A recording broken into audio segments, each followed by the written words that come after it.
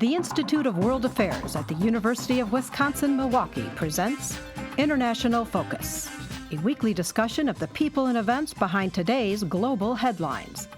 Support provided by Milwaukee Public Television and the UWM Center for International Education.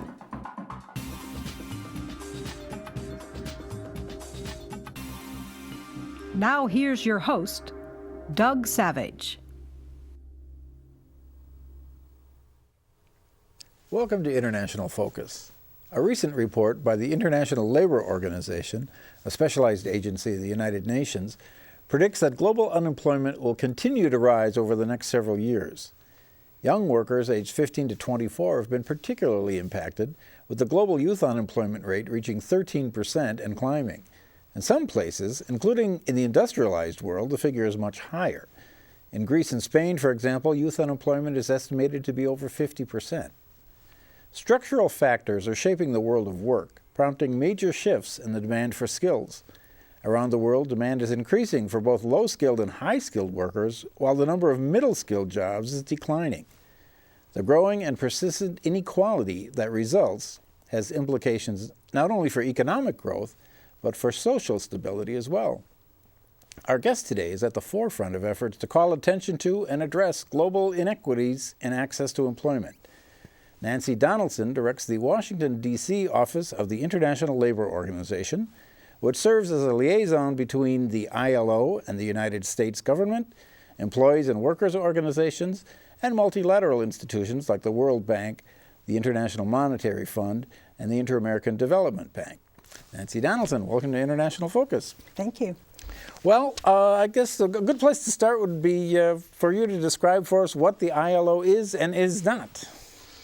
Okay, well, the ILO is a UN agency now, but it actually was founded in 1919 by the Versailles Treaty, and it was the one institution that survived when the League of Nations didn't go. And it was because the social partners, the economic sectors that were involved in reconstruction and bringing the world back to peace after the war were labor, business, and employers and governments. And in order to really build a peace, the idea was that they had to come together at the same table and negotiate how to go forward as partners. And that's still at the core of who we are now. We're nearly 100 years. 2019 will be our centenary. And so, like I've said before, I think it's a very lively institution instead of one that's getting really gray in the beard. And it's partly because we fight, we struggle, we debate, we have different positions on how we think an economy can thrive. But we talk to each other, we have social dialogue.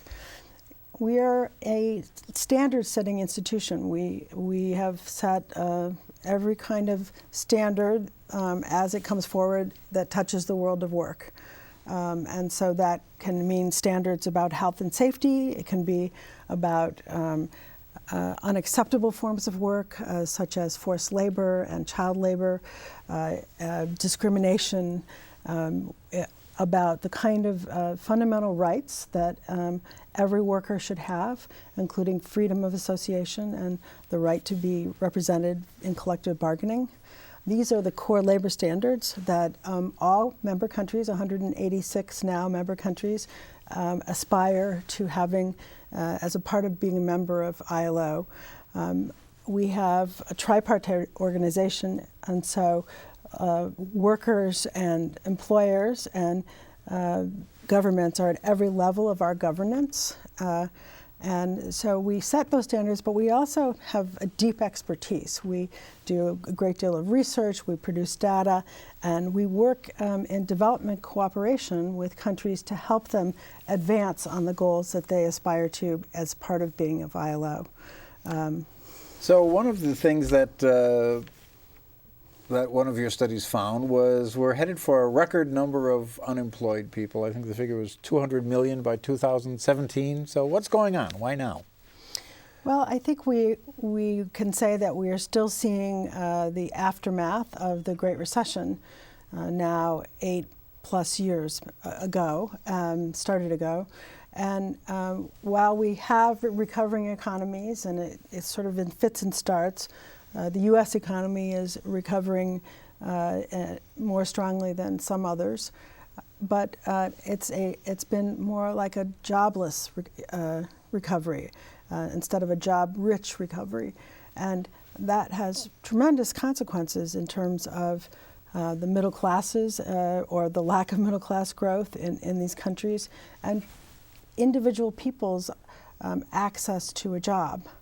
And that's at all different levels. Our Director General has often said, and we say this too, we think the best way out of poverty is a job or a livelihood.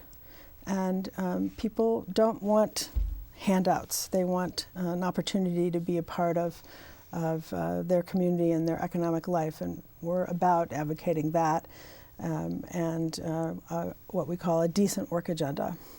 And talk a little bit about that. I mean, that's a more formal term these days, of a decent work agenda. So what makes work decent? Well, we think that people should have good jobs, and that's what decent work is. And so we would define that in sort of 4 categories if you want to look at a job and see if it's good. So one is just that jobs are being created and people would have access to it and could be fully engaged. The second is that they need to have social structures, social laws and policies that support a good, robust economy from a worker standpoint as well as business. And so we want to have laws where people can move from job to job and have unemployment in between, or we want to have laws around worker compensation, childcare, access to pensions. And so that's what we mean by having some social structure to support the fact that people don't get in one job and stay in it forever, certainly in today's economy. And the third thing is that we stand as an institution for social justice in the workplace, and what that means is that very basic workers' rights and a worker voice is a part of having a decent job. And the last is that social dialogue between these same partners that we talked about from the beginning is an important component to having a good economy and a good way to go forward. So if we look around the globe, I mean, are there consistencies throughout in terms of some of the issues that you're dealing with, or are there pockets that are in very different situations than others? Well, there's many different challenges going on, but every country is having to deal with globalization and being a part of a global economy. We, the ILO, and many of our partner institutions learned a lot from what has happened from the Great Recession. I think all of us, not just the institutions, but people, learned how interconnected our economies are, and if you have a major financial fall down, it has a ripple effect around the world. And we have had a chance to look at what does that mean. So, for example, one of the things that is pretty well established at this point is that the countries that have social structures in their laws, whether they're well-funded or not well-funded, weathered the recession better than countries that had nothing to deal with. And one is because, in effect, you stop the bleeding if you have social and legal structures that you can push out further if you need to. And so those kinds of tools we call a social protection floor. And we and the UN, and working with the World Bank, have said we believe that every country needs to have basic structures, regardless of the level that it's funded, so that they can have a better hedge against major exposure to the ups and downs of global economies. And that's really also important as we, the whole world, in different ways, are facing the future of work, the new kinds of work that are coming in, the other kinds that are disappearing, and how the kinds of questions that are coming in, such as who is an employer, who is an employee, what kind of access will you have to healthcare benefits? Will you, if you're in a gig economy and you're generating your own work that doesn't have any association with a pension system, or should you be someone who's also protected under the wage and hour laws? So by a gig economy, just for people who may not be familiar with the term, someone like an Uber driver, for example. Yes, an Uber driver, or people who are for hire in the internet, like a dog walker. So this is part of a semi-informal economy, or sometimes totally informal economy. And how are these workers supposed to be treated as basic fundamental social protections in a society? We think that work is going to be somewhat separated from jobs more and more, and that there'll be lots of work, but how one accesses it and how a worker voice is expressed in that is going to be a whole new set of challenges and trying things. What I want to say is that what I've seen from the U.S. government and the German government and a number of interesting governments is some very thoughtful policy development, which is good, which is saying, if you're an employee and you're working for McDonald's, just because they have a franchise system, it doesn't mean you're not an employee. That's one of the things that have come forward. We're in the middle of a fight around, when I say we, the country, the courts, around whether an Uber driver is an employee and what kind of protections they should have. These are real issues that affect people. And just because people want to be able to work when they want, where they want, the way they want, doesn't mean they want to have no rights and protections and no laws that apply to them. Well, and in some ways it's almost a model that is much more prevalent in the developing world than in the industrialized world, isn't it? I mean, there were much more contingent labor, itinerant workers in poorer countries. So it's somewhat a new phenomenon in the developed countries, isn't it? It is something that's certainly happening in India and China and other places, these big ways of accessing. And I think it's a response to technology and to how work is generated, as much as whether you're a developing or an advanced country. I mean, the biggest small business boom, at least statistics I saw, is the whole eBay system, or the whole eBay-like system, where people can sell goods, make a living, buy goods, and it's worldwide. And it's a very fascinating, fairly large set of commerce that doesn't have borders in the same way that we think of borders. And so these things are not just about contingent or part-time work. And there has been a big increase in that kind of work, which is a non-standard kind of work, and the access to important relationship with society and how you're going to have wages, pay taxes. All of those things are, and in the U.S., I mean, we have a Social Security system, and we have self-employment taxes, and of course, and so in the developed world, we have laws that may be challenged, may be looked at, but they're there. In most of the world, there isn't unemployment compensation, and that's a serious issue. And if there isn't a public pension system, then the burdens that come as the population's age is a serious issue for public policy and for governments. Well, we've talked a lot about the economic aspects of all of this, but there are deeper social impacts as well. So I'd like to get into that, but first we'll take a short break. We'll be right back. The Institute of World Affairs presents our community with a range of public programs relating to global issues, U.S. foreign policy, and the world economy. For more information about the Institute of World Affairs, call 414-229-3220 or visit our website at www.iwa.uwm.edu.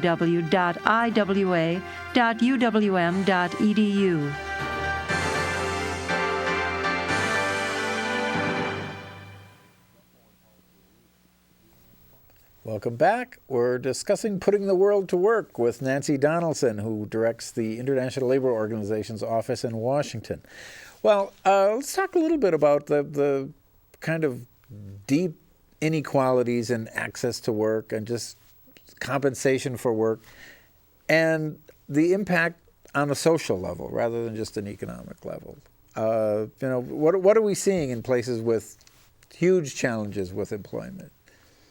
Well, of course, some years ago, our sister organization or brother organization, the UNDP, and others said, we can't really talk about poor countries and rich countries anymore, because there are populations in all the countries that are poor and some that are rich. And so we have to actually think about that differently. And the new Sustainable Development Goals of the UN, which are very important and include decent work and access to social protection, they apply to all countries now, instead of just developing countries, which has been the focus of the UN in the past. So I just mentioned that. But to talk about inequality, one of the big issues, again, aggravated in a serious way by the recession and by, I think, some policies that allow capital to take flight and capital to get deeply into economies without necessarily much productive economy coming out of it. At the same time, there's not very many protections between countries on a global level for workforces and for workers. And so the inequality gap has grown, and it's continuing to grow. And part of it is too many unemployed people. Part of it is technology creating new jobs but destroying jobs, and skills mismatch, which people have talked about a lot. I know from taking a look at Milwaukee that you have some serious challenges here, that you have a large racial divide that's partly geographical and partly historical, and that the unemployment in the city here and the youth issues are something that are very important about what is the future of this city and this state and how we're going to move forward. Well, and we look at something like the immigration crisis in Europe, and part of the pushback, I would think, on the part of the native-born Europeans to these people coming in is they feel their work situation's rather precarious to begin with, and now here's all these other people. I mean, do you think that it's driving sort of a anti-immigrant or nativist pushback in many places? And actually we hear echoes of some of that in our own presidential campaign here, don't we? I think so, but it's actually a more dimensional issue. There are always people who have fear that drive their reactions to more people coming who are going to be looking for jobs. But in some areas, what they're talking about is the demographic dividend, that there are more youth coming into countries where there are seriously aging populations that are not being replaced with a pipeline of workers. So in some countries in Europe, and Germany to begin with is one of the most obvious, having an influx of educated workers, a fair amount of them are workers, youth, coming in to integrate in their economy will be very good for their economy. And so, yes, there'll be an issue about competing for jobs, not a finite set of jobs, but who's going to get what jobs and the better jobs. And there are fears in these countries, and it's very important for policymakers to get in with a right mix of answers to those questions. So, one of the sort of stereotypes we might have of unemployment globally is just people with not a lot of skills to offer who can't find work. But talk a little bit about a phenomenon we're seeing increasingly with students who have done, or people who've done the right thing. They've gone to school, they've gotten training, and they still find themselves without work. This is an issue, a big issue in many countries. And what you see is large amounts of expat youth going to try to find work in other places. And so we do have major corridors of labor migration of youth and adults trying to get work in their area and get a better job than they might at home. And so sometimes that's skilled, sometimes that's less skilled. You would see big migration from Bangladesh, Nepal, to the Middle East, and also some South African migration there. You see from the Burmese and the Vietnamese, so there's a lot of movement, and the good thing is that is contributing to the global economy and people may be getting good jobs. And the bad thing is that these are vulnerable populations just like refugees. They're not refugees, they're seeking labor. And they could be vulnerable to human trafficking, to exploitation, to finding themselves, for example, in domestic work and not being able to leave. That's one of the areas where women especially are very vulnerable to employers who may or may not have the idea of treating the worker fairly and with fair compensation and support. And there's a phenomenon sometimes where people in those vulnerable situations aren't necessarily even aware of the extent to which they're being exploited, isn't it? Yes. One of the things that we found in our dialogue in the U.S. about people who have come here who find themselves in substandard or exploitive or even forced labor situations. There are signs. It's hard to see and it's hard to count who these people are. And so often they don't realize that they're in forced labor.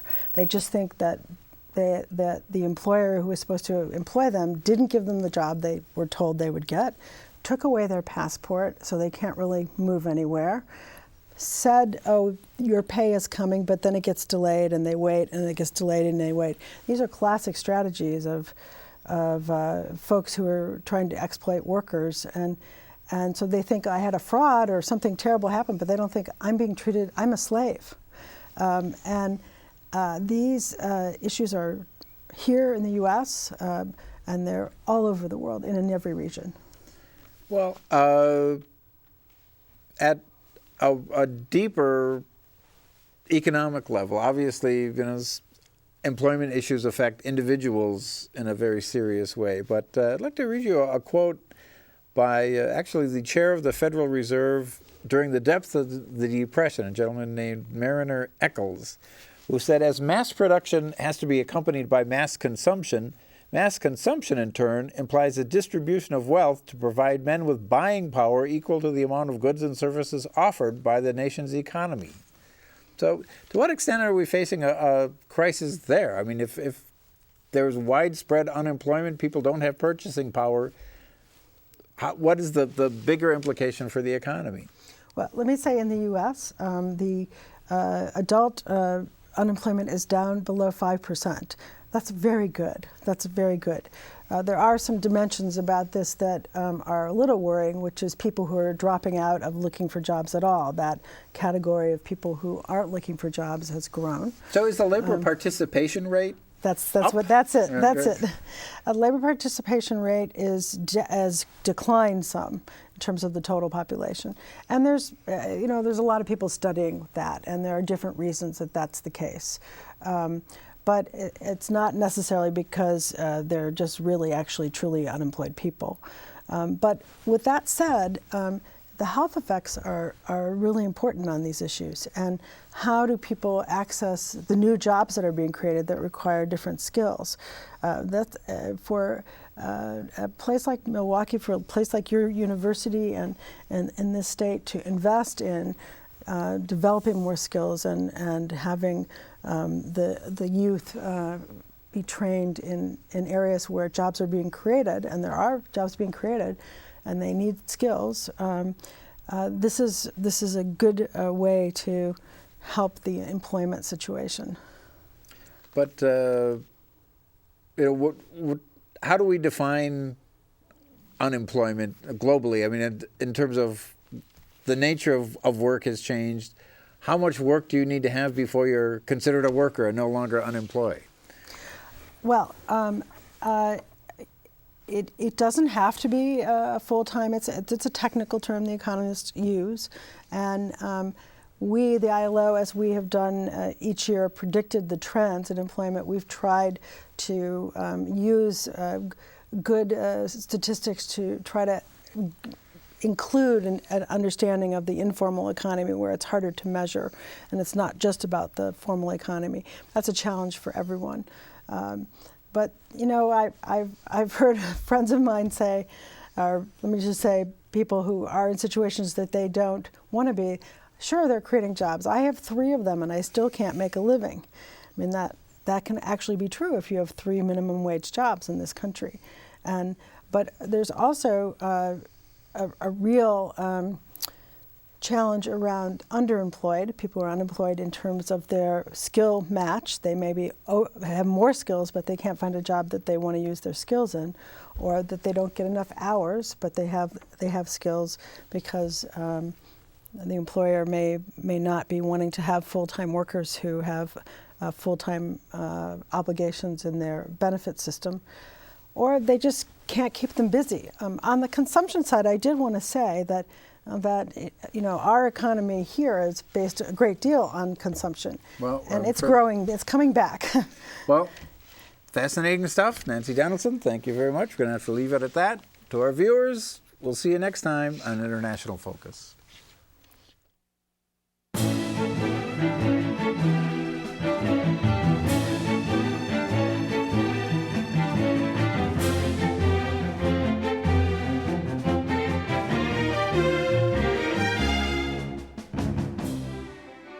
For information about the Institute of World Affairs and its many programs, or to become a member of the Institute, call 414-229-3220 or visit us at our website,